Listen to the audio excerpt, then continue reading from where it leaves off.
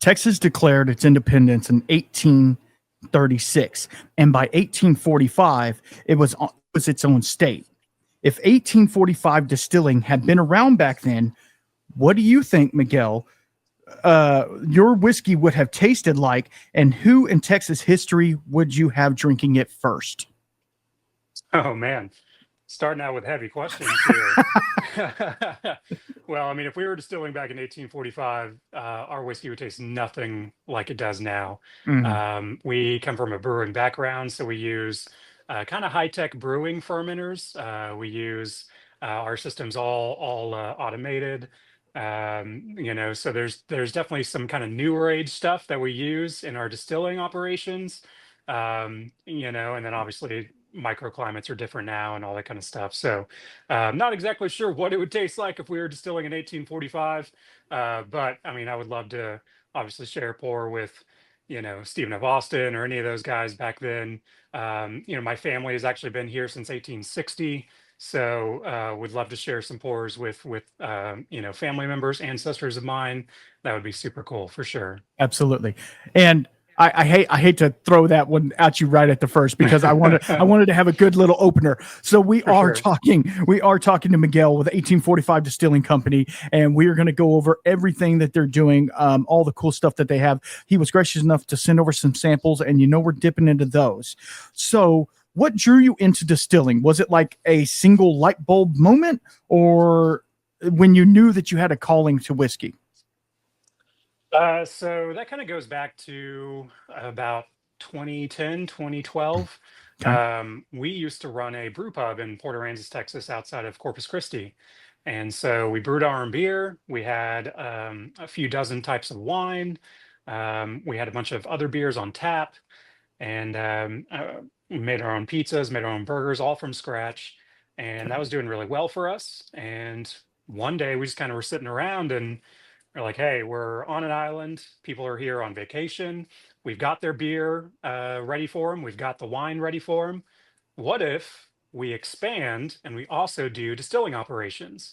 And at that point, we were planning on doing rum. And once again, we're on an island. Yeah. People are boating, fishing, that kind of thing at the beach.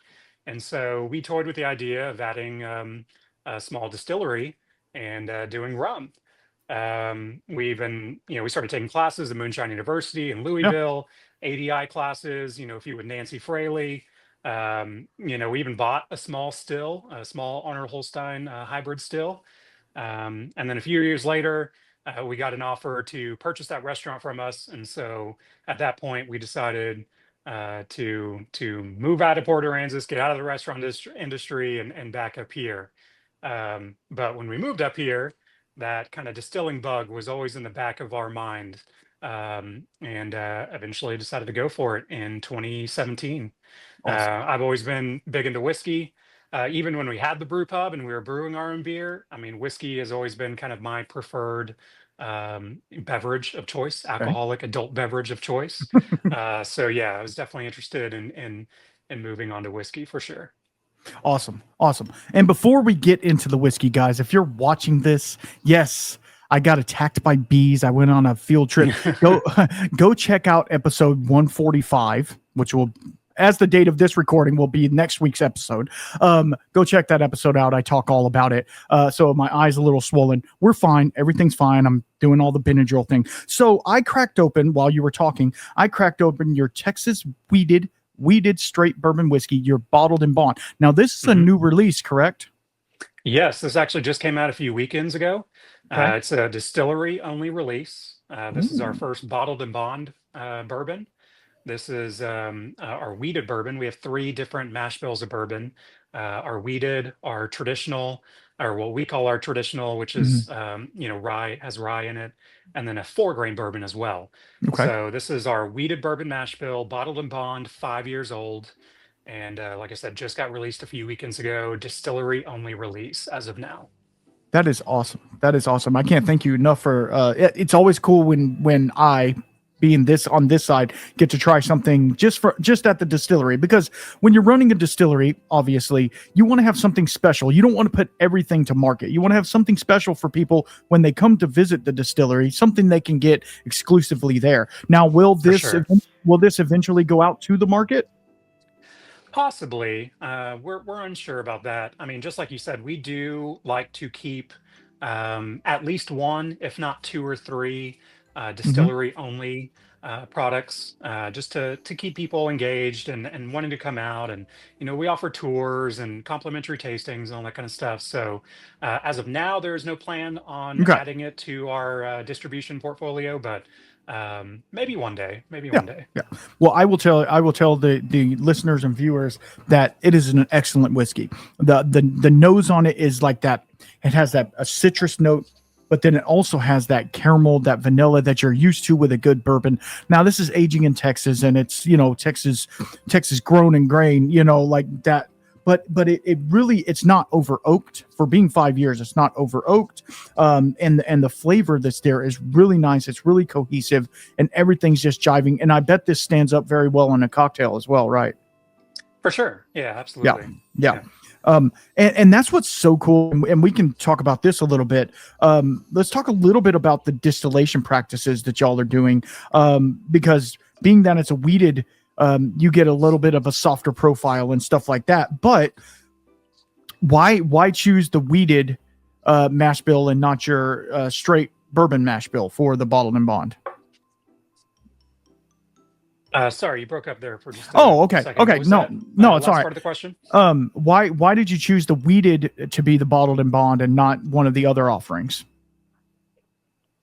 Oh, okay. So actually, the plan is to do a bottled and bond version of all three of our mash Hmm. bills. We're just kind of slowly rolling them out. Started with the weeded just because some of our older barrels are weeded, or the most of our older barrels are weeded.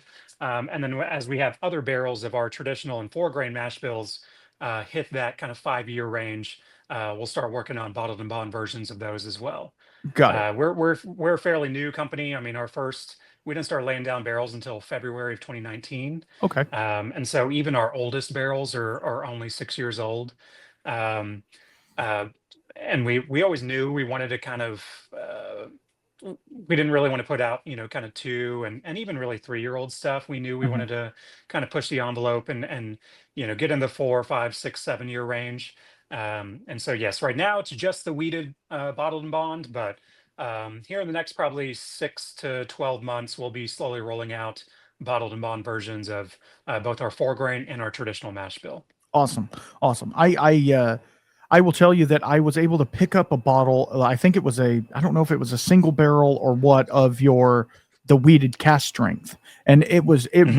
it really sang with me. I actually sampled it out to some people that can't get it, out of state or whatever. And they really enjoyed it. So that's a kudos to you, because if it can stand up, and we can talk about the differences in Texas whiskey and everybody else, but if it can stand up against, other big players in the market, that's all you're really trying to do, right? For sure. Yeah, for Yeah, sure. I mean, yeah.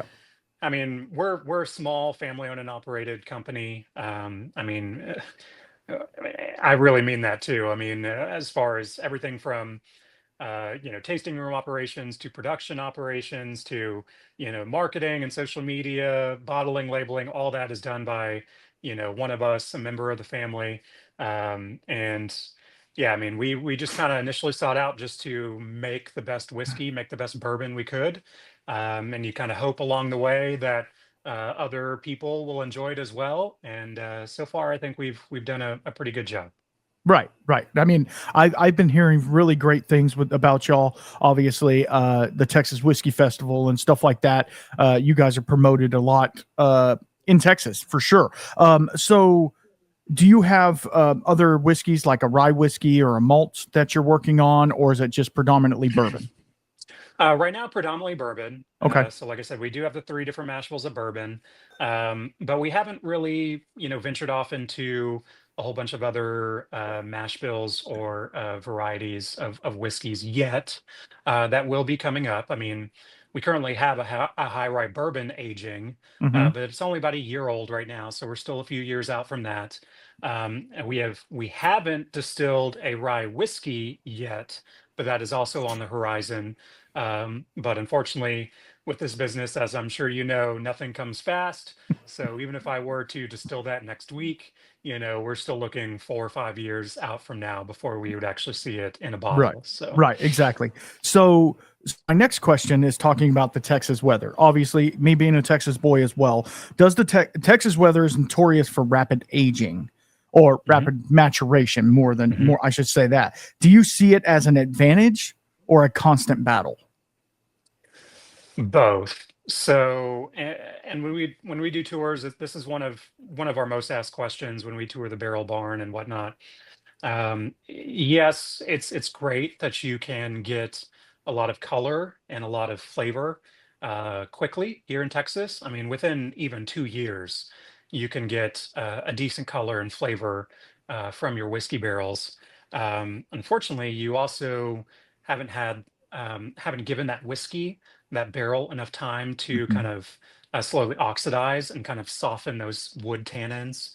And so the only way you can do that is just to let that barrel keep aging, let it get that headspace in the barrel, and kind of slowly mellow out. So it's both good and bad. When we were constructing our distillery, we took a lot of those issues kind of and we thought about a lot of those issues when we were constructing our buildings. And so our barrel barn, it's got two huge garage doors on either side. It's got louvered windows every 10 feet. It's got roof vents along the roof of the building. Mhm. It's a metal building, but the roof of the building is white, and so it Mm. reflects a lot of that heat off. Um, and then the side is gray, kind of like a lighter gray. So we've tried to mitigate some of that extreme Texas heat as possible. To date, the hottest it's ever gotten in there is about 109. And so, I mean, obviously that's hot, but Yeah. that's not nearly as hot as some barrel barns, some rick houses can get. Yeah. And we're also in an old pecan orchard. We sit on 14 acres. It used to be an 80-acre pecan orchard, and so we have a ton of tree coverage. So we stay pretty shaded, relatively cool. We're in a floodplain leading into Lake Lavon, so it stays relatively humid. And so all those things give our whiskey kind of a unique character. Yeah, absolutely. And I you might have said it earlier and I wasn't paying attention. Where are y'all located at again? We're in a little town called Lowry Crossing. It's Okay. basically 15-20 minutes outside of McKinney, Texas, Okay. about an hour north of Dallas. Okay. Cool. Cool. I was up in Dallas recently, and I think I saw you guys were close by. Of course, it was family stuff, so I wasn't trying to go to For sure. distilleries and stuff. But I was like, oh, I could go. No, that's a pretty far drive just for a turn and burn like that. But we will eventually make our trek up there, guys. I promise. Because there's a bunch of cool distilleries around the Dallas area. So we want to make sure that we support everybody in the Texas, and that's kind of the cool thing about the Texas Whiskey Trail. Really, is it's in different sections. So like you can go see 4 or 5 really cool distilleries if you have a Dallas date planned, or if you have a Central Texas date planned. You can pick up a bunch of cool distilleries on your trip as well. So that's pretty cool. Do you lean more into tradition, or do you like pushing the boundaries and breaking the rules when you make whiskey? Would say I guess I lean a little more traditional. I mean, Okay. I do like to experiment. I mean, my background is culinary arts. I graduated from culinary school. Hmm. I worked in restaurants for many, many years. It really wasn't until we decided to open up the distillery that I fully quit restaurants. And so I still love to be in a kitchen. I still love to cook. And with that, comes a lot of experimentation. And so, whether it's, you're editing an old recipe that you're used to, or trying something new. Maybe you tinker with this or tinker with that. So we do that. We do that at the distillery. But we also just try to keep um, kind of a more traditional kind of bourbon profile. Keep up the consistency with a lot of our, kind of the process that we use, that kind of thing. So I guess a little bit of both, if you don't mind me kind of taking that cop out answer there. That's But fine. we do some experiments, just not a whole lot, at least not for now. We definitely, like I said, we're just trying to make the best, yeah, not just Texas bourbon, but just bourbon that we can, something that uh, uh, a wide array of people will enjoy.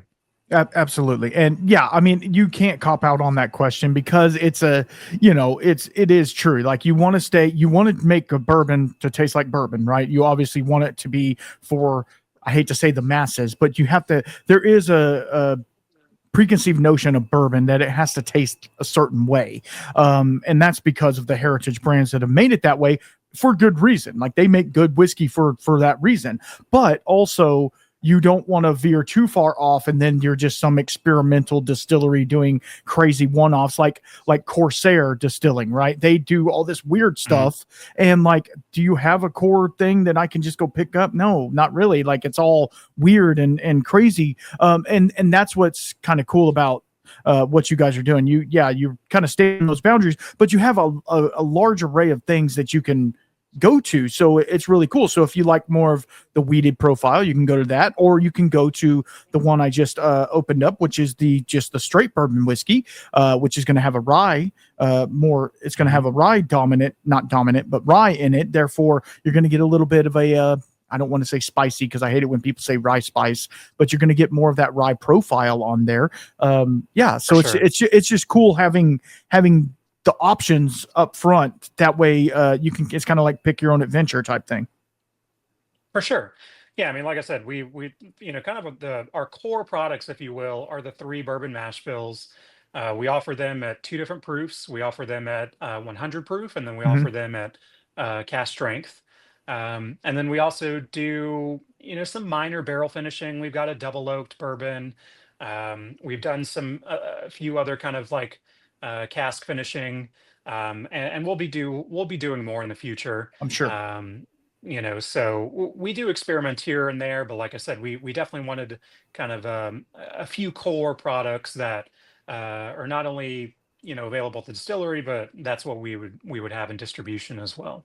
Absolutely. And if you could tell us a little bit about this straight, I'll call it the rye, straight Sure. bourbon whiskey. Tell us a little bit about this because on the taste of it, I am getting that rye punch coming through, which is really cool. Hmm.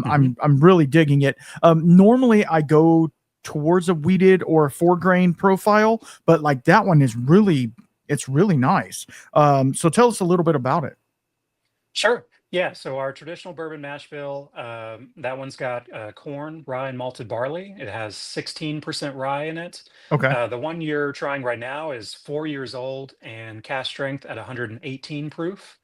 Um, Yeah, I mean, that's our, not only do we call it our traditional mash bill, that was the very first mash bill we ever kind of conjured up and toyed around with.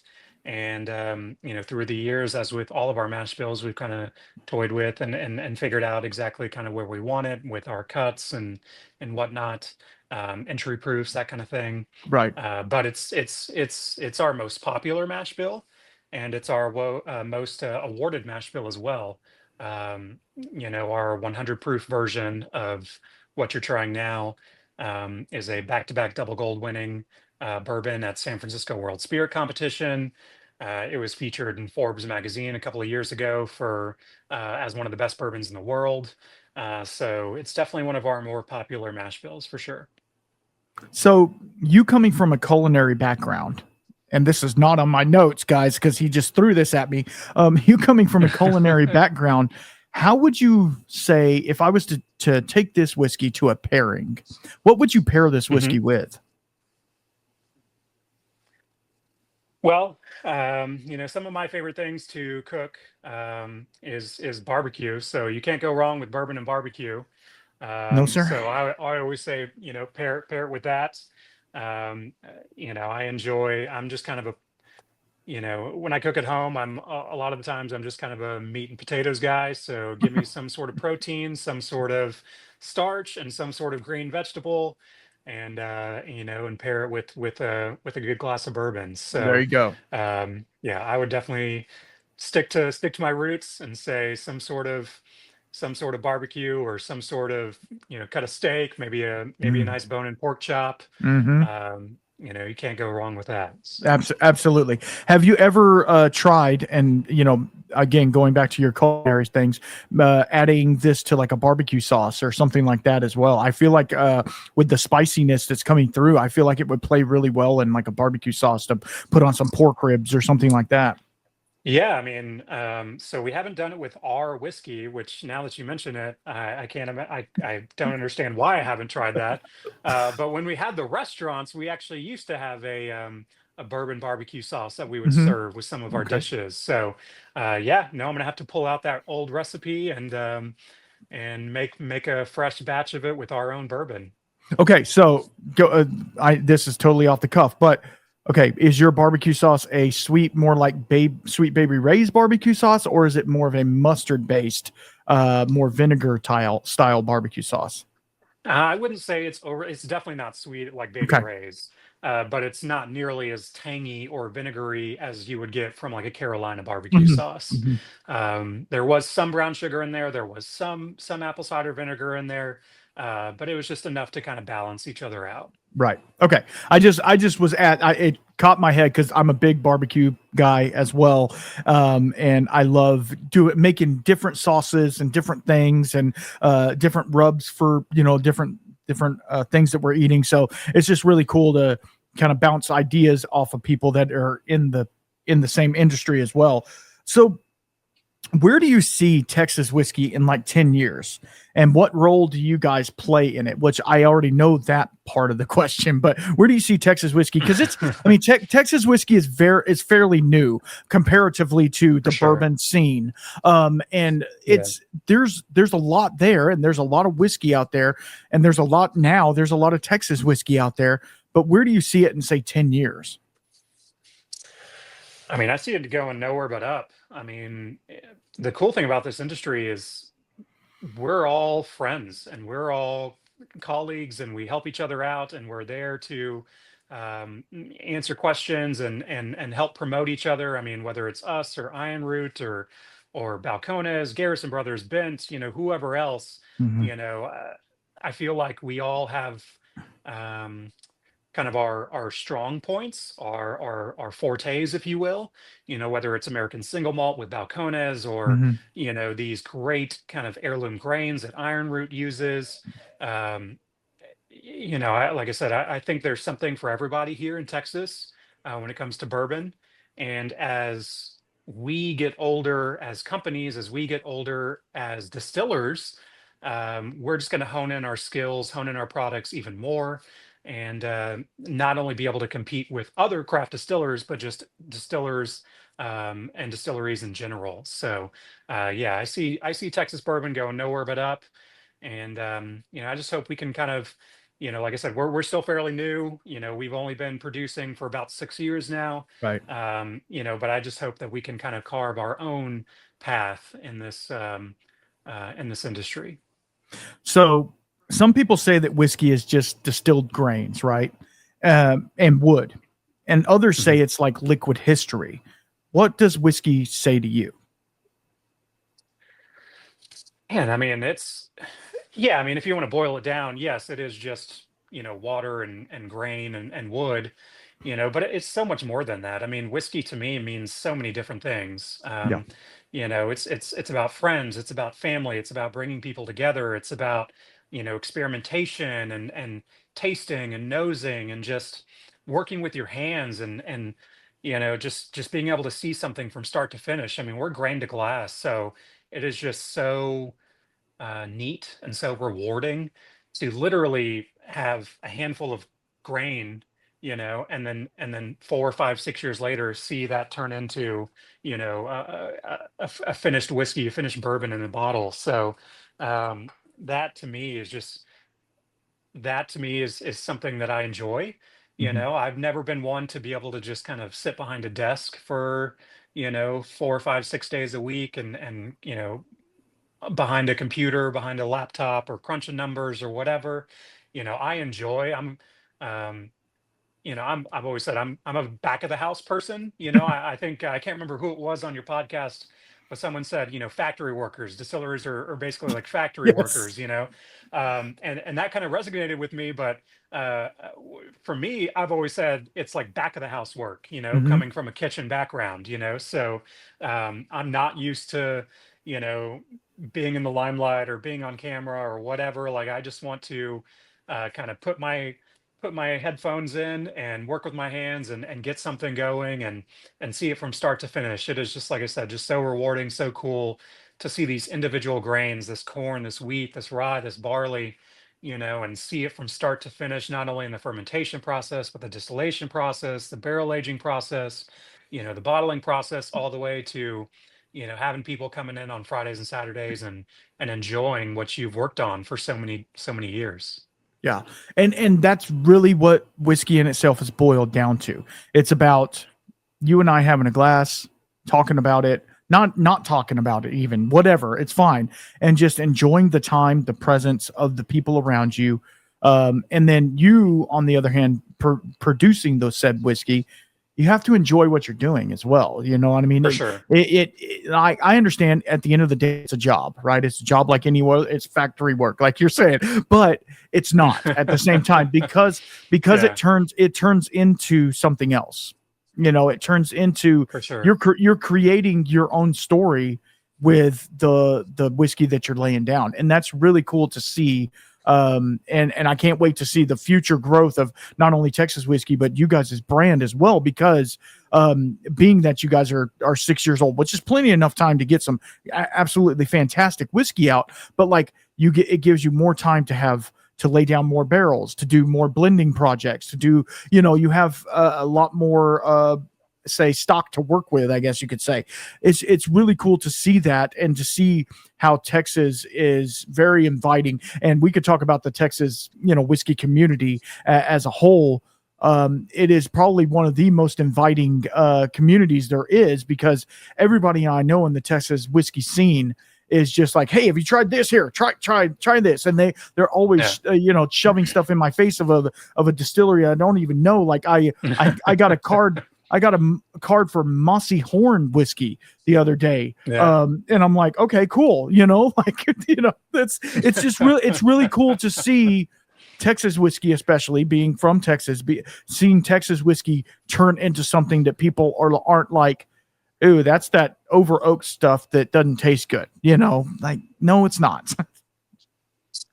Yeah. I mean, like I said, just the evolution in the past, 6, 7, 8 years of Mm, Texas whiskey. I can't even begin to imagine where we're going to be in another 6, 7, 8 years from mhm, now. I mean, like I said, I mean, not only us personally as distillers, not only are we going to get more experienced and more, just kind of know what works, what doesn't work, and kind of hone in our skills and hone in those experiments, that kind of thing. But like I said, just the camaraderie and the fact that we're all willing to help each other out mhm. and kind of answer questions. Yeah, I mean, like I said, I see it going nowhere but up for sure. Okay, so you said earlier, and it was a kind of a pass by statement, but you said you put your headphones in and get to work in the distillery. What are you listening to when you put your headphones in? Primarily podcasts. I Okay, listen to a lot of different podcasts. Occasionally it's music, okay, but I usually just do music like in the car or something. okay, So yeah, if I'm working, it's I'd probably say 75% podcast, okay, and then maybe 20% kind of local sports talk radio. okay, I okay. enjoy sports, love baseball, football, all the kind of stuff. So Yeah. and then probably about 5% music while I'm working for sure. Okay, I got you. See, it's hard for me, and in my line of work as a plumber, it's hard for me to listen to podcasts while I'm working, because like I feel like I need to pay attention, like, and I'm over there hammering Yeah, stuff and yeah, banging and yeah, crawling underneath the house. So I'll put some background music on and do what I got to do. But for sure. when I'm driving in the car or something, going to the next job, for sure, I'm listening to a podcast. But it's really cool to see, like, people just enveloping into their work. And like, I feel like we have to have that little bit of background noise there to calm the Oh, silence for a little sure. bit. Yeah, So yeah. I've if always you had, said, go ahead. the few days that I accidentally forget, my earbuds while going to work, those days are hell, for me. Just not having anything, just, I need that kind of uh, I don't want to call it escape, but I mean, I don't know. I enjoy always listening to something. Hmm. I don't know. I've always been that way. Yeah. So sure. I mean, I enjoy silence every now and then, but Yeah. while I'm working, especially, and I think a lot of that just goes back to just being in the kitchen for so long. Yeah. I don't know if you've ever worked in a kitchen or a restaurant, but if you're No. working in the back of the house, you have music or something on 24/7. So that's probably part of the reason, and my family is also, fairly musical. We were all in band growing up, so yeah, I've always listened to something. So Right. Okay, so here's a kind of an off the wall question, and I think I already know the answer, but I'm going to ask anyway. If you had to trade whiskey for one Texas drink, margarita, Shiner Bock, or Dr Pepper? um so I would probably say Shiner Bock. Okay. I am not a soda drinker. Okay. It's probably been I probably haven't had a soda since high school. Oh wow. So yeah, I'm not a big soda drinker. Um um did you say margarita as well? You Hmm. kind of broke Yes. up there. Was Yeah. the Yeah. margarita? Yeah. Yeah, no, I enjoy margaritas, especially during the hot summer months when it's 110 degrees outside.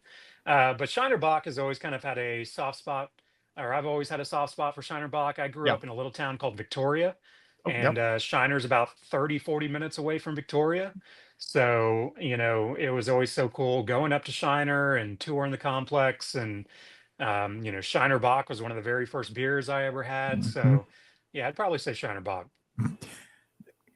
I mean, any answer was right, so it's fine. It's fine. But it's so cool that, like, and I don't know if it's just Texas. It might be other states as well. But we're very proud of the stuff that Texas produces here. For sure. Yeah. Everybody is a UT guy, an Aggie guy, a Cowboys or whatever. We're always rooting for home team, right? We're always rooting for Texas, even Yeah, if we get transplanted somewhere else through our work or something, we're always called back to Texas. for And sure. do you feel that those roots is what really sets Texas whiskey apart from other whiskeys? Now I know Kentucky has its roots, and Tennessee has their roots, in Scotland. I mean, good Lord, they've been doing it for hundreds of Hmm. years. But like, I feel like the Texas pride that we have, I feel like it's big and bold and boisterous, and I feel like For sure. it kind of like goes over some of those others. Do you feel like that's what really kind of puts Texas whiskey on the map? You're like, oh, I want to try this, it's from Texas. Yeah, no, I think that's a huge part of it. I mean, you have so, I mean, just the Texas bourbon or Texas whiskey market in general is so vast because you have so many people who, not only have they not only were they born and raised in Texas, but their parents were, their grandparents were, their great grandparents were. And so, they have histories going back all the way, Texas history is going back all the way to the early 1900s or late 1800s. Like I said earlier, even my family has been here since 1860. So there's a lot of Texas pride, a lot of Texas history, and just Texas love Mm, from people in general. And so they're willing to, um, yeah, even if it is shelling out a few extra bucks or whatever to support local businesses and Texas companies, especially if those companies are using Texas grain or Texas, they're trying to.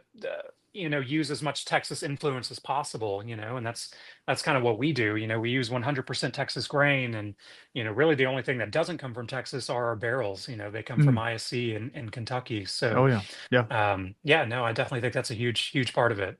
Absolutely. And I mean, not to dote on it again, but it's like there's literally, like I don't know of, and I'm gonna call out a state, North Dakota Pride. Like I don't know if there's, like there is. I'm sure there is, and all you in North Dakota, I'm not talking crap about you. I'm just saying that like I don't know. I just feel maybe it's because it's shoved down our throats because we're Texans. I don't know, but it is a thing, and I love the fact that you guys and other brands in Texas are just really showcasing that. You're not trying to be like bougie about it, but you're saying, hey, we're Texas whiskey. We're different.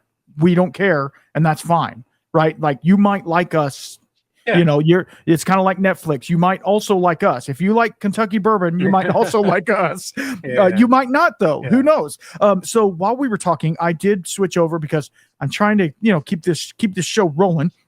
I did switch over to the wheated bourbon, and I will tell you that the sip is different. Obviously, it is different. This one to me, the wheat comes across really nice. It's soft on the palate, but yet there's still enough there to where you get.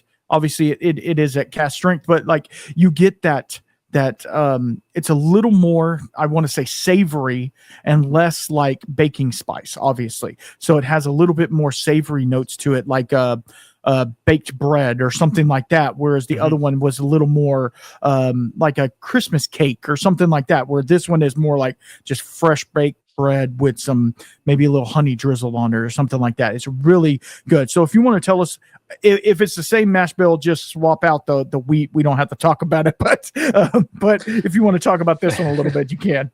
Sure. Yeah. So this is our wheated bourbon mash bill. So this is actually 21% wheat. Okay. So that goes for both the bottled and bond that you just tried, Okay. and this cast strength that you're trying now. The one you're trying now is 4 years old and 116 proof. Um, and yeah, I mean, you kind of hit the nail on the head. So for me, the bottled and bond has always been um, definitely a little more approachable.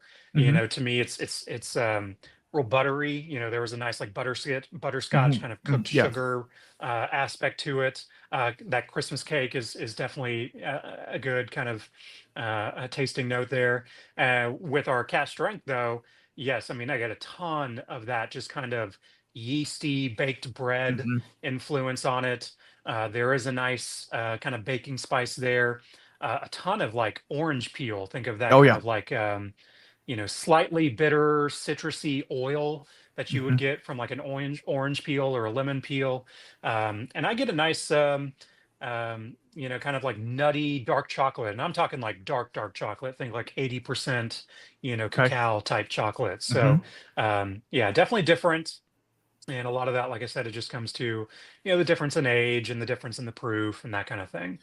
Well, and also I'm not a, molecular biologist or anything like that, but I'm sure that once you're making your mash and it has wheat in it, the compounds kind of react differently to the wheat as they would the rye. So like I bet, and I don't know, I haven't tried this or not, but I bet that the mash tastes different as well. So the distillate has For to sure. taste a little bit different. And I'm sure coming directly off the still, it tastes night and day different than the rye profile. And I get Hmm. it tastes a lot different than it does drinking it in the glass today.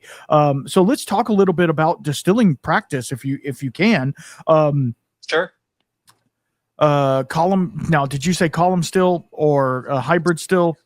It's a hybrid still, so we Okay. use an Arnold Holstein still. It's a German still, Hmm. and it's basically like a big pot still. But then you also have the option of running it through a 4-plate column. Okay. And so I just call it a hybrid still. Um, and yeah, and so your still's all manual, all the cuts, all the steam and water levels, all that kind of stuff is manual. But we also have um, some kind of modified brewing tanks that we use as our fermenters and Okay. our cooker. And so coming from a brewing background, when we had the brew pub, we knew we wanted to try and incorporate some of that equipment and that process into our distilling operations. So we have closed top, agitated fermenters Okay. that are glycol jacketed, so we can keep the temperature super super low and do a much longer ferment like you would do a beer, like a lager beer, a longer Mm-hmm. ferment. Mm-hmm. And so we don't ferment in 1 to 3 days like a lot of distilleries do. We actually ferment for anywhere from 7 to 10 days, and we've even experimented with doing fermentations that are 14 days. And so that just brings out a more kind of like fruity notes in the mash. And yeah, just like you said, I mean, you're definitely right. I mean, you can definitely tell a difference, in the mash, whether it's the wheated bourbon or the traditional mash bill or the 4 grain mash bill. I mean, kind of going back to my culinary days. I mean, that's kind of how I explain it to people when they come into the tasting room. If you ever have gone to like a Saltgrass or Mm-hmm. even like a cheesecake factory, they give you these different breads, right? It could be a rye bread or a pumpernickel or a wheat bread or a honey wheat bread, that kind of thing. Well, they all taste different, right? They have different textures and different flavors and densities. Same thing happens when you distill with these grains. You're going to get different flavors and different textures from this. So just super cool. Yeah. Yeah. And But so, yeah, and I mean, like I said, brewing fermenters, closed top, glycol jacketed. So we do a longer, lower temperature ferment. And then we pump that into our Arnold Holstein hybrid still. Um, and then we do something, I guess, kind of different. We will distill multiple weeks worth of hearts, and we will collect all those and mix them all together before we do one large barreling run. So we mm, try to keep the distillate um, consistent and kind of before it even goes into the barrel, as opposed to kind of distilling and then filling a barrel and then distilling and then filling a barrel. Because, with each distillation pass, even if you try to have as accurate as cuts if you want as possible, you're still going to have yeah. a variance there. So we will do multiple weeks worth of distillations, blend that all together, kind of marry it for about a week, and Okay. then do large barreling runs. So that way the distillate going in those barrels is kind of cohesive and consistent. Obviously, no two barrels are the same, so you're still going to have some sort of variance there, after those years of aging. But we try to do as much to keep it as consistent as possible. Yeah. Yeah. And one of the I had a couple questions when you were talking about that. The first one, do you see with the longer fermentation cycle, are you getting like a malolactic fermentation as well, or is it just since it's at a lower temperature, is it just able to create more esters and stuff like that? For sure. Yeah, no, the ester profile there is definitely kind of heightened when Okay. you do those longer ferments. Like I said, I mean, just coming from a brewing background, I mean, that's kind of what we did with the brewing Hmm. fermentations as well. You want that kind of depth of flavor there. And it's hard to get that when you're doing kind of a hot and fast fermentation, over the course of 24 to 48 hours. Right. So, um, yeah, we definitely bumped that temperature down. I mean, we worked with our yeast provider to get more of a lower temperature yeast so that we could do these longer fermentation times. Awesome. And are you going into smaller profile barrels, or are they the 53 gallon? 98% of the barrels we use are standard 53 Okay. gallons. We haven't used any sort of smaller profile, quarter cast, any of that kind of stuff. But we do have a handful of larger 60-gallon European oak casks that we're Okay. experimenting with now. So, That's a lot of fun. And then you get into the big 700 liter, yeah, like yeah, the sherry butts and stuff like yeah, that. So for sure. which that gets a little. So it's really cool and interesting that you guys let the new make or the hearts just kind of marry together, because that to me is kind of a different process than a lot of other people are doing. Because like you said, normally they'll get their hearts and dump it into a barrel and let it go on its way. But this way it gives you and yes, you guys are on a smaller scale than the bigger companies out there, but like it gives you time to have everything to kind of marry together. Because I've talked to numerous people, even NDPs that are doing blending, that marrying your whiskey is a big deal. So we could talk a little bit about that on the post after it's been in the For sure. barrel, and after it's been in the barrel and you're ready to pull it and start bottling it. Obviously you don't just pull it out of the barrel and stick it in the bottle. It How have you seen the effects of uh marrying that whiskey back together? How does it affect your profile? Yeah, I mean, it creates a huge difference. I mean, we were, like I said, lucky enough to take multiple classes with the great Nancy Fraley, Mm-hmm. and with her cognac background, we kind of adopted a lot of those practices. So, even before barrels get dumped, if when we have narrowed in on a blend that we're going to do, whether it's for a bottle and bond or whatever, if it's going to be proofed down, we will actually start proofing down in the barrel Okay. months before we ever even dump those barrels. Okay. So we do a slow proof down. I mean, we're slowly proofing down 1 or 2 proof points a week for months. Okay. And then those barrels finally, once they get to about an average proof of about 102, 103, we will then dump those barrels and let them sit in a holding tank for anywhere from 2 to 4 weeks after Oh wow. that. Okay. Um, and let that fully marry, slowly work down that proof even further to get it to exactly 100. So, yes, it is a long, kind of labor intensive process. But I mean, it's just a night and day difference. I mean, I don't know if you've ever um, done this experiment. I had never done this experiment until, like I said, I had met Nancy Fraley. But if you do a fast proof down and then a slow proof down of the exact same barrel or exact same blend, well, let's say you've got, let's just take a single barrel. So Mm-hmm. you have this single barrel and it's 125 proof, and you dump a whole bunch of water into it like that to get it down to 100 or 95, and then you take that same sample at 125 proof and you lower the proof over the course of 4, 6, 8 weeks, and then you taste those side by side, they taste night and day different. um, you're just really preserving a lot of those flavors and a lot of those textures, that kind of viscous mouthfeel, Mm-hmm. when you do these slow proof downs. So everything that gets proofed down at our distillery is a slow proof down, a minimum of 4 weeks, if not 6 or 8 weeks. And then it gets married, like I said, for 2 to 4 weeks after that. And even with our cast strength stuff, obviously there's no proofing going on, but those barrels will get dumped and will sit in a holding tank for anywhere from 4 to 8 weeks, before it actually gets bottled. So yes, slow proof downs is something we do religiously, and then as well as marrying any of our blends before they get bottled. Yes, it makes a Awesome. huge difference for sure. Awesome. Awesome. I'm glad to hear that. And I forgot what I was fixing to say. No, it happens a lot. Actually, it's not that big of a deal. So you're proofing it all down, or slowly proofing it all down, and then we had talked off camera how you guys do not raise proof in the barrel. Is that correct? Mhm. That is correct. Yeah. So I mean, I like to say 99.9% of distilleries in Texas will rise in proof in the barrel over time. Hmm. We are that 0.1%. That's not something we anticipated.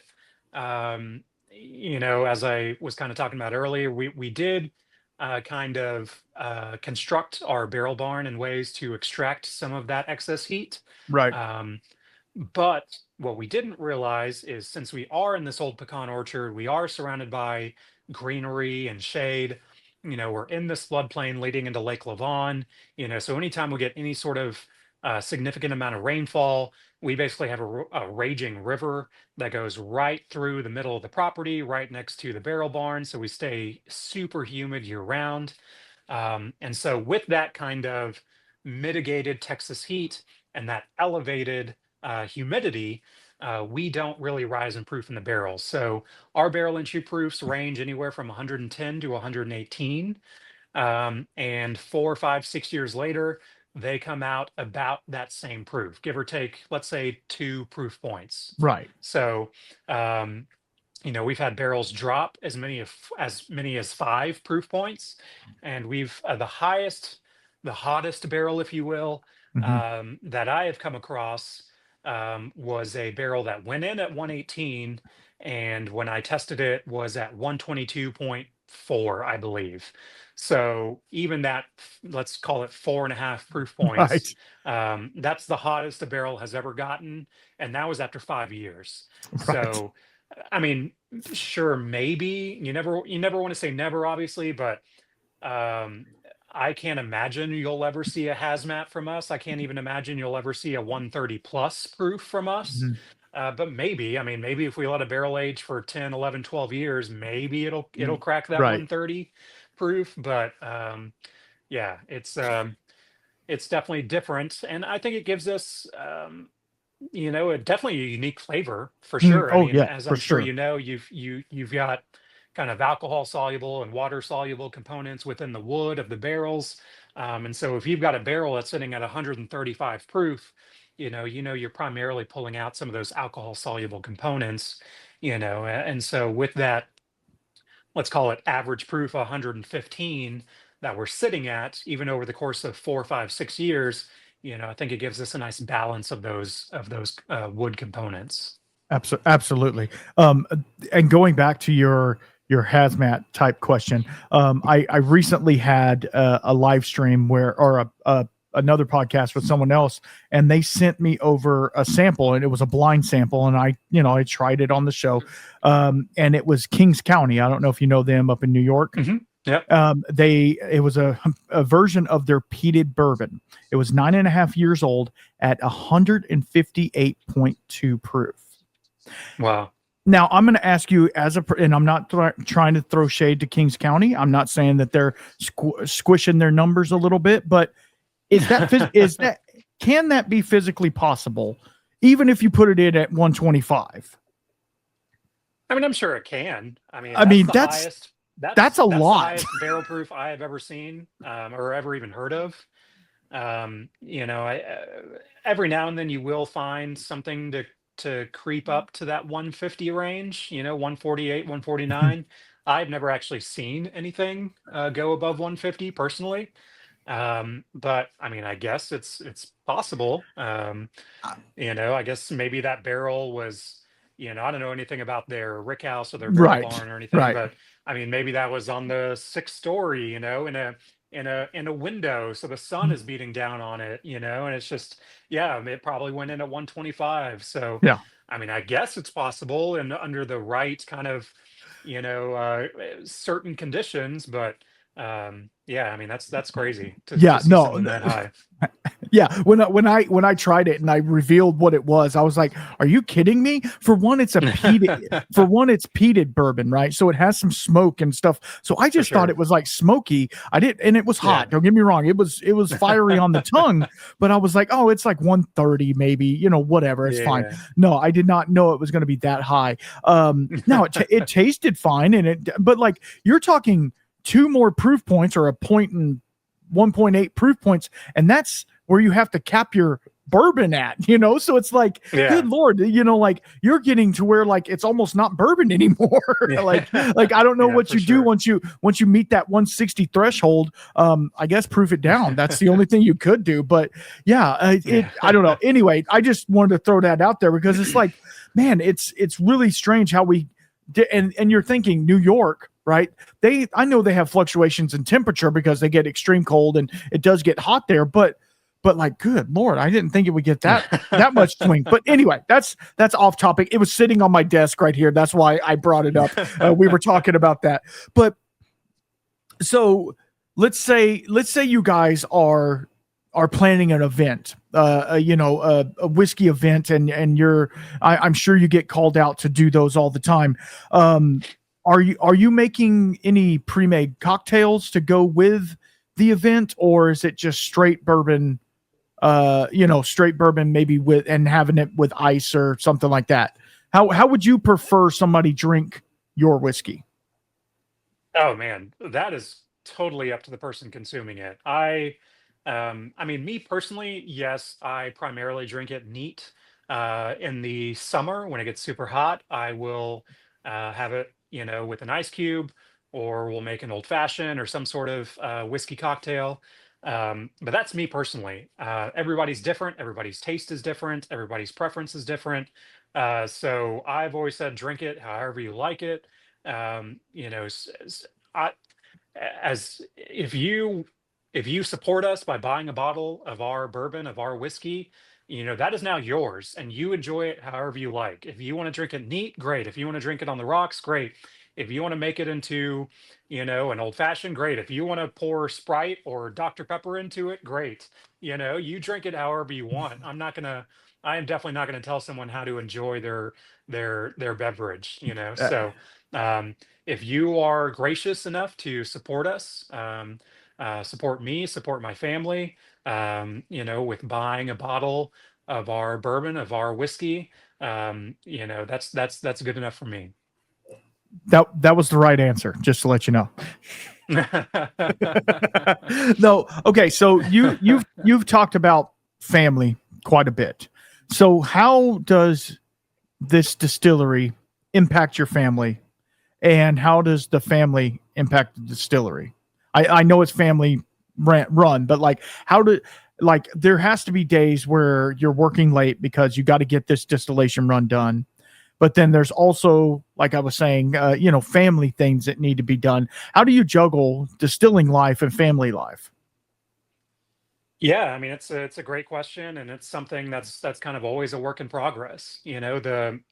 Um, the good thing about the kind of distilling industry is you can kind of set your own schedule. I mean, if you really need to kind of push it hard, you can work 16, 18, 20-hour days, and do multiple distillations in the same day, or, do fermentations, or, bottling and labeling. And I mean, there's definitely been times where, I've personally pulled, 16 plus hour days, just because I knew, hey, I've got something on Friday that I just cannot be here at the distillery for. I've got another obligation, whether it's a family obligation or whatever, so it's definitely nice that you can kind of play with the schedule. But yeah, it's always difficult. I mean, uh, my son is in baseball. He's 9 years old. He plays little league baseball. My 5-year-old daughter is in dance.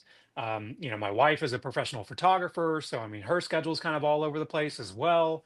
Whether it's a wedding on a weekend, or Mm, a portrait session, or whatever. So a lot of those sessions are happen.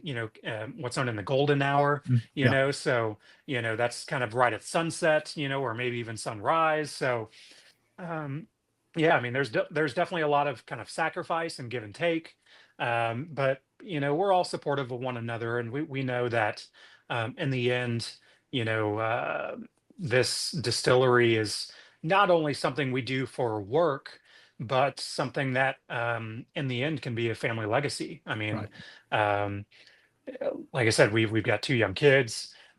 We actually have a sister company next door called Christian Bell Winery that we also produce wine, Okay. and that's named after our kids. I mean, my son's name is Christian, and our daughter is Isla Bell. So, that's the namesake of Christian Bell Winery. So, That's awesome. um, we definitely see it, like I said, as not only a place where we can enjoy our work and make a living, but something that if they would like to, eventually pass on to our kids. Yeah. And that to me is the biggest thing, being a father and having kids, and wanting to give them, I hate to say the word legacy because like it sounds like you're, a king or something like that, but give them something to where cause my parents always told me, you work hard so that your children don't have to. Right, But I feel like they need to work hard too because they need to learn the for sure. value of Yeah, doing said yeah, work. But like I would love to put the foothold there for them. It's still going to be work. You're still going to have to do it, but I have the namesake there, So you just ride right on that namesake and just turn it into something gorgeous at the end. And Hmm. it's really cool that you guys are trying to do that as well. And yeah, if you want to talk about your winery, you're more than welcome to do that as well, because because then that leads me to my next question, which is like, hey, now you have wine barrels that you could put some whiskey in, Yeah. So Yeah. you can So, only, yeah, for sure. No. So, I mean, um, yeah, I mean, Christian Bell Winery, sister company of ours, it's actually essentially under the same roof. So if you do come out and you say you don't really like whiskey, or your spouse doesn't really like whiskey, and they're more of a wine drinker, we've got something for everybody. So, but yeah, no, I mean, my brother-in-law Ben is our winemaker. He makes a variety of different types of wine: white wines, red wines, sweet wines, dry wines. And yes, he has taken a handful of our used bourbon barrels and aged both a Zinfandel and a Cabernet in wow. them. And those are actually two of our most popular products. The Cabernet is my personal favorite. Um, and then, yes, kind of once he's done with those barrels, I would like to get those barrels back and do some finishing in those as well. And Mhm. when you're finishing in X wine casks, and I'm not talking like fortified wine, but like actual Right. wine casks, you do have to be very careful, as far as like sulfur levels and all that kind of Mm. stuff. So, um, but yeah, I mean, once again, that's kind of the cool experimentation side of the job, and that's definitely the stuff I look forward to for sure. Yeah. So, yeah, Christian Bell Winery, we have a variety of wines that you can come out and enjoy and sample under the same roof as 1845 Distilling Company. Awesome. And like I said, we have a variety of whiskeys, primarily bourbons, that you can sample there as well. So yes, so we try to have something for everybody for sure. Absolutely. And it's cool that you have it under one roof, and Hmm. it's you're still doing it all the same way, no matter if you're making whiskey or wine, which is really cool. Now, another question, just is going back to the whiskey side of it as well. Are y'all doing sour mash, or are you doing sweet mash? Sweet mash, yeah, Okay, 100% sweet cool. mash. Cool. Yep. Have Yeah. you played around with doing sour mash at all? Not that I No. prefer one to the other, but Yeah, no, we've never played with doing a sour mash. I know kind of the main reason why a lot of people do sour mash is mhm, just to kind of control pH levels in their right, fermentation. right. We don't really have issues with pH levels, Okay. and so with our sweet mash, and so there's really no kind of need for us to go to a sour mash. Um, yeah, that's a fairly kind of common, I guess, question, or people, on tours, they're interested in if we'll ever do a sour mash, because I know it's kind of like a hot term, if you will. Yeah. But no, we've always done a sweet mash cook, sweet mash fermentation. Awesome. Awesome. I just had to ask because I knew somebody was going to ask me. So I thought if I don't ask Yeah. while I'm thinking about it. So like with all of your grain and stuff, do you give it to a local farmer or something like that around the way, just so they can use it as stillage? Yeah, absolutely. Yeah, so I mean, I've always called it the circle of life of bourbon. We get grain from local farmers, usually from the Texas Panhandle. We distill that. I mean, we cook, we ferment, we distill that grain, um, and then obviously after you distill, you've pulled all that alcohol out. So what's left in the still? Water and grain. And so we pump all that out into trailers, and we have local farmers that come pick up those trailers and feed their livestock with it. So That's awesome. we get grain from local farmers, and we supply local farmers back with free feed for their cattle. That's awesome. Now, do you ever get the occasional somebody drops off a brisket to you? No, not yet. That would be super cool though. Absolutely. Um, I actually joked with one of the farmers that picks up trailers from us. Yeah, next time you need to bring me a brisket, or some ribs or Yeah. something. Yeah. Yeah. I Yeah. want to I want to cook something that was fed with our used grain. That would be super cool. Yeah, that would be cool. It's like you're saying, the circle of life, and now it's going That's into right. my belly, and I'm going to eat it. So I That's ate the right. grain.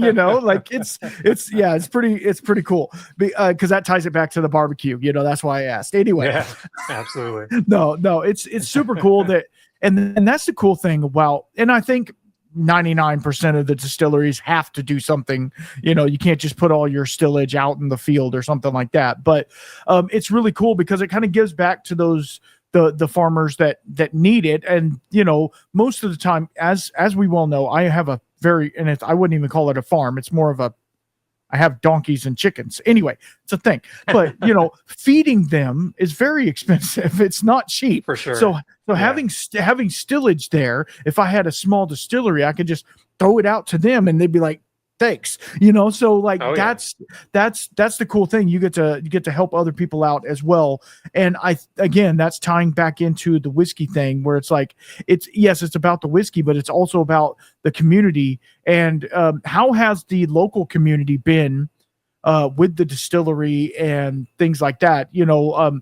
Local events and stuff put on in the town and stuff like that. How has that been? It's been great. I mean, we are in, like I said, Lowry Crossing. It is a tiny one road speck of a town. Um, when we first purchased the property, um, we just kind of went to the small city hall and talked to them and talked to kind of our adjoining neighbors and the neighbors right across the street from us, and just brought it up like, hey, we're thinking about doing a distillery here. What do you think? I mean, and we were very upfront and transparent with them. Hey, we're not going to be doing, loud concerts or Yeah. music or, large events, that kind of thing there. We just want to make whiskey, and we love the area.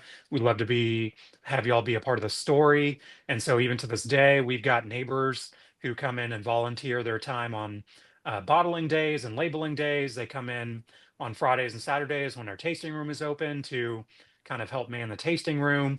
And so yeah, I mean, they've been a great support system. And yeah, nothing but love from our neighbors for sure. Because I have talked to some other distilleries or some other people that say, some people are just like, we don't really care that you're there. You're kind of a nuisance to us. Because I will tell you, full transparency, the town that I live in, uh, there is nothing but wineries, like 10,000 wineries, and they don't support the local community. They don't care about the local community. They just want people to go have way too much wine at their thing and get on their shuttle bus and go puke in the B&Bs. That's what they care about. And so it's really cool that you guys are, trying as best you can to be there locally for those people. Because it does, like we say, it not only is it the whiskey community, but it's the community as well, because these are the local people that are going to come in and sit at the bar and have a drink or whatever. Obviously it's a destination spot now, to where people are like, hey, I'm going to the distillery as like a journey. But at the same time, it's like you want the locals to be able to stop in there and have a dram. Speaking of have a dram, I poured this a while back, and I've just been slowly sipping on it. The 4-grain bourbon. And I will tell you, Mhm. this is, I won't say it's the best of both worlds, because that just sounds like a cop out. But this is a harmonious blend of both the rye mash bill and the wheated mash bill. It gives you a little bit of Mhm. spice. So now we're, instead of just regular bread, it's more of a rye bread, and it's Mhm. really buttery and really, yeah, there's some really cool things coming out of this one. So tell us a little bit about this one, and then I have like 2 more questions for you. Sure. Yeah, so this is our 4-grain bourbon mash bill. So I won't give you the exact mash bill on this one, That's fine. but there is quite a bit of rye, wheat, and malted barley in this. Obviously, it's a bourbon, so it's still primarily corn, 51% or more corn. Um, but there is quite a bit of those other 3 grains in there. And so I think it gives it a ton of flavor and a It really ton of does. uniqueness. Um, and so the one you're sampling now is 4 years old and cast strength at 114 proof. Um, This is arguably my favorite mash bill. Okay. It is, like I said, just super unique. It's the only one of our mash bills to me that has like a kind of tobacco leaf aspect Mm, to it. Not a smoke, definitely not a mm-hmm, smoke, mm-hmm. but kind of that tobacco leaf aspect to it. It's got a really nice kind of dried cherry, dried raspberry note, especially once it opens up. Um, and yeah, yeah, I mean, it's definitely definitely one of our definitely our most unique mash bill for sure. And I think that's why. Oh man, I don't want to say it like this, like I saved the best for last, because I all of these are absolutely fantastic. All of these are fantastic. But like, to me, the whiskey nerd, the guy that wants to deep dive it, this is like, if I was to blend the straight bourbon and the wheated bourbon together, it wouldn't come up with this. Like, this No, is no, this no, is no. this is Yeah. different, and this is unique, and like you were saying, and so that's what's so cool about it. Like, you have three very different offerings here, and then the bottled and bond is excellent as well, on its own accord. But like, you have three very different mash bills here that are painting a picture of what you guys are doing, and that to me is so cool. It's so cool to see how you can take bourbon, just, I mean, it's just bourbon, right? Supposedly it's just bourbon, but you can take that and kind of turn it on its head and say, no, but this is it, this way, this way, and this way. It's like three different offerings of the same thing, and it's so cool. Like, if you want more of a spicier or a rye spice profile, or a softer profile, or this profile, which I haven't really pinned down yet. It's I won't say it's all over the place, but it's giving me the maltiness. The maltiness is coming through very Hmm. nicely, which, full transparency, I'm an American single malt lover, so that's singing to me. But then I do get the spiciness of the rye, and then I get that, when I drink weeded whiskeys a lot, I'll get like a malt ball or a whopper type note, and Hmm. I'm getting some of that chocolatey Yeah. maltiness in there, and it's really cool. I'm excited to dip into this when we're not recording, and having to show for all our friends. Um, so being that you were in the culinary field before, and then you guys were doing beer and stuff, what would be your other job if you weren't distilling, if you didn't have to worry about the distillery? Let's say this as well: you didn't have to really worry about money, right? Because that's financial assets are a thing, right? If you didn't have to Hmm. worry about it, would you be distilling, or would you say, want to drive a yacht around, and in the Gulf, or No. So yeah, let's say if I didn't have to worry about money, if I had all the money that I could possibly ever need to support me and my family, um, honestly, I would probably try to find a gig in a restaurant somewhere so I could just cook, um, but do it with kind of normal business hours, basically like while the yeah. kids are at school or something, Mhm, because mhm. that was really my only gripe with the restaurant industry and being in a kitchen is, you're working every night, every weekend, every holiday, you're Yeah. missing birthdays, you're missing graduations, you're missing, everything you can possibly think of because when everybody else is off, you're working. So, Mhm. um, once the kids came around, I knew that just wasn't going to work for me long term. I want to be at the baseball games. I'm an assistant coach for the baseball team. I want to be at the dance recitals. I want to do all those things. And so, having the distillery and, like I said, really kind of being able to set your own schedule, within Yeah. regulation, I guess. Um, you can do that. So, yeah, no, I would still. Um, or honestly, if I wasn't working, if I had whatever money I needed and I wasn't working, um, I enjoy going for runs. I'm a big Mm. runner, Okay. so if I could just go for 5, 6, 7, 8 mile runs every day, that would be fantastic. But no, I could definitely not. I would not be one of those people that could just kind of sit at the house or sit Yeah. on a boat or Yeah. whatever and just Yeah. like twiddle my thumbs. That would drive me insane. So I feel like your golf game would get really good. Yeah, yeah, for sure. Yeah, Yeah. absolutely, absolutely. Okay, one more question, and then we'll close this out. And I feel like I kind of know the whiskey for this, but I will ask you the question anyway. If 1845 released a whiskey called the official spirit of Texas road trips, what would it taste like, and what would be the snack that was riding shotgun to it? Okay. All right. Whiskey for Texas road trips. Well, um, I mean, there's a lot of corn and a lot of rye grown in Texas. Mm-hmm. So I would like to do a rye whiskey. Okay. Um, I'm not too big on like the 95 fives. Okay.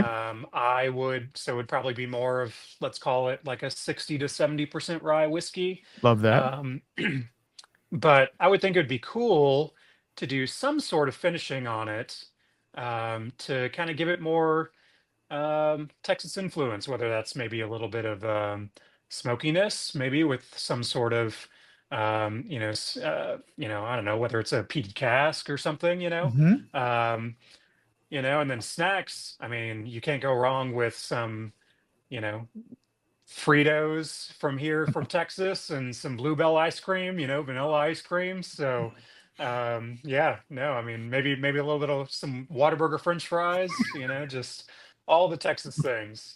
You're like Texas to a T. You're wearing a Texas That's right. shirt. Yeah, That's yeah, right. yeah, Yeah, exactly. We're going to Bucky's. yeah. It's all good. Absolutely. Yeah. Absolutely. No, no, Yeah. I will tell you, and being a rye fan as well, finished ryes are absolutely fantastic. Especially like what is it, fortified wine finish like port or Madeira Hmm. or something like that. But like a peated rye would be pretty freaking awesome, or a smoky rye, like Yeah. Andalusia does their striker, which is like a mesquite, Hmm. apple, and live Yeah, oak smoked. Like that would even be cool. Put it in that for cask sure. and just let it sit in there for a little bit. But yeah, no, it's Yeah. it's it's really cool. And it's one of those things where, like, again, going back to Texas, it's all calling us back to Texas, which is so cool, and which is why I love Texas whiskey, because we're very proud of it. I put myself in that same thing as well. Obviously, I'm not making it, but I'm enjoying it, and it's really fun to see what you guys are doing, and I can't wait to see what you guys have coming in the future. So tell us. I heard the little birdie told me through the Instagrams or something that you guys have a new release coming out very soon. And Hmm. if you also want to link any of your socials, I'll have them down in the description below, guys. Don't worry. But if you want to link any of your socials as well. Sure. Yeah. So we do have a new product coming out tomorrow, actually. It Oh is wow. a 5-year double oaked bourbon. So it's our traditional mash bill that was aged for 5 years, and then dumped and then finished in toasted and slightly charred casks, for an additional about 10 weeks or so. Oh wow. And so it is, I mean, very punchy, very potent. If you like that kind of oaky profile that you'd Hmm. get from like a 14, 15-year-old Knob Creek, Okay. if you like that kind of toasted spice that you get from some of these kind of toasted barrel bourbons, then this is definitely something that you would look forward to. It's cask strength, 115 proof. Okay. This will be distillery only release, just like our bottled and bond. Um, and then we actually have another distillery only release that came out a couple of months ago. We still have a handful of cases of it, but it's called Texian. It's our one and only whiskey that we currently have. It is actually an all corn mash bill, Oh wow. made with both yellow dent corn and bloody butcher corn. And so that was aged in some used casks for about 4 years, and then finished in some Hungarian oak casks. So Ooh. um, we have, as you know, starting tomorrow with the double oak, we'll have 3 distillery release only products. So if you're interested in those, definitely come out and see us. But our other full line of bourbons, the 4 grain, the weeded, and the traditional, can be found across the state of Texas. We're in about 200 stores right Oh now. wow. Um, about 60 something specs, 30 something total lines, and then a little over 100 independents. Um, and then, yeah, like I said, we're in Lowry Crossing, so just outside McKinney, about an hour north of Dallas. We are kind of old school on social media. We don't have TikTok. We don't have uh, Twitter or X now, I guess. Yeah, yeah. We don't have Snapchat. We don't have any of that stuff, but we do have Facebook and Instagram. You can find us on Facebook at 1845 Distilling Company, and then on Instagram, 1845 Distilling, and then mine is just 1845 Distiller. If you want to give me a follow, I don't really post all that much. I'm not big into social media, to tell you the truth. If it wasn't for the distillery, I probably wouldn't even have social media. Yeah, So yeah, don't expect posts from me every day or every week even. But yeah, definitely give us a follow if you'd like to kind of see what we're cooking up, and yeah, would love to see you out either at some of these private tasting events that we do, or out at the distillery. absolutely. Absolutely. Miguel, this has been an absolute blast. I can't thank you enough for hanging out with me and sending over some great whiskey for me to drink. It has really opened my eyes to not only y'all's distillery, but Texas whiskey. I mean, I've talked to a number of Texas whiskeys, obviously, but it's kind of opened my eyes a little bit more, like, to just get out there, go find you a distillery that's close by to you, and just try their product and support as local as you can. And Texas being a big state, local can be a little bit wider than your boundary For lines. sure. So you might have to drive a little bit, but you could definitely support them. But I can't thank you enough for coming on here and hanging out with us. Stick on real fast. I want to talk to you, but y'all be good. I promise the eye will get better by the next time I see you. Don't worry. I'm on so much antihistamines or whatever. It's not funny, but anyway, y'all be good. Oh man, I'm gonna have to edit the crap out of this one. No, y'all be good. And until next time, keep your spirits up. Peace out.